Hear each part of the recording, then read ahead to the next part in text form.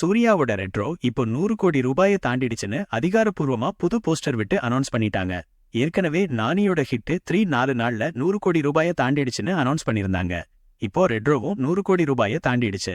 சூர்யாவுக்கு ரெட்ரோ தான் Tamil Nadu top class மூவியா மாறியிருக்கு. என்னதான் மிக்ஸ்டு ரிவ்யூ வாங்கியிருந்தாலும் சூர்யாவுக்கு இது ஒரு நல்ல கலெக்ஷன் தான். இதுவே நானியோட ஹிட் 3 பார்த்தா அவருக்கு ஃபாஸ்டஸ்ட் 100 கோடி ரூபாயை தந்த படமா இது மாறி இருக்கு. இதுக்கு முன்னாடி அவரோட தசரா சரிபோதா சனிவாரம் படங்களும் 100 கோடி ரூபாயை தாண்டி இருந்துச்சு.